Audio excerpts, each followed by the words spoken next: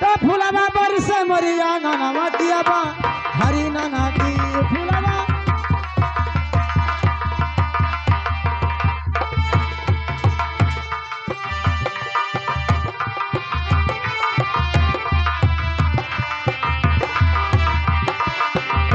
किया बहारी नना दी किया बहारी नना दी तो फुलवा बरसे मरिया ननवा दिया बा हरी नना दी फुलवा बरसे मरिया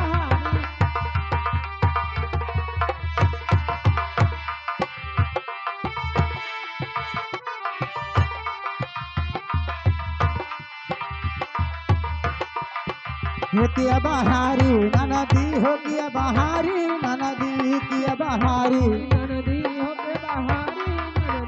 किया बहारी नाना दी हो किया बहारी नाना दी फुलवा बरसे मरिया नाना दिया बा हरी नाना दी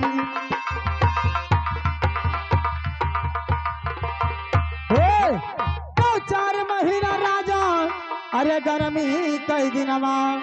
तो भैया 4 महीना दुल्हा अरे गर्मी कई दिनवा अरे कि हमारा बेनिया डोलाई नाना दी तो फुलवा बरसे मरिया नानवा किया बा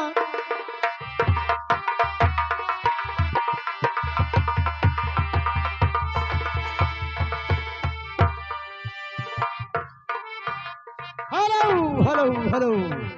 हेलो अरे साथ घरी भरी फुहरी सोवे और भैंसा जैसे सुपाए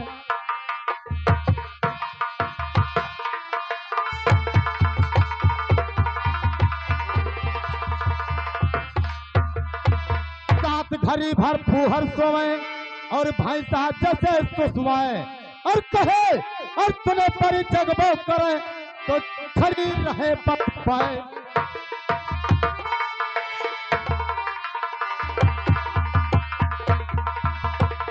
कहे और तूने पर जगबो करे तो खड़ी रहे बतवाए और पैसे को से बचा रहा तो खाई गई कुतोई आज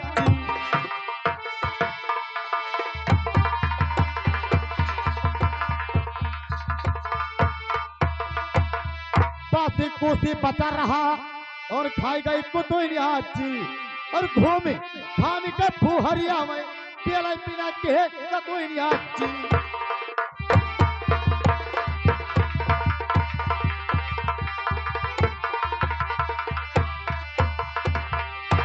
अरे यही गाँवा में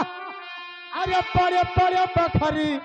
और कुर्सी न हुए तो मंगाई दो मालिक वो खरी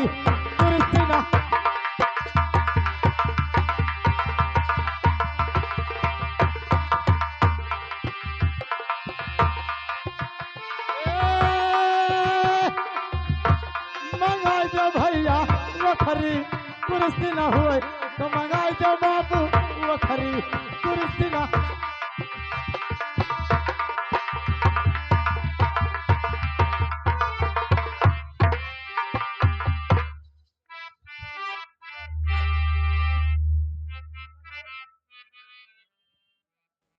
हेलो हेलो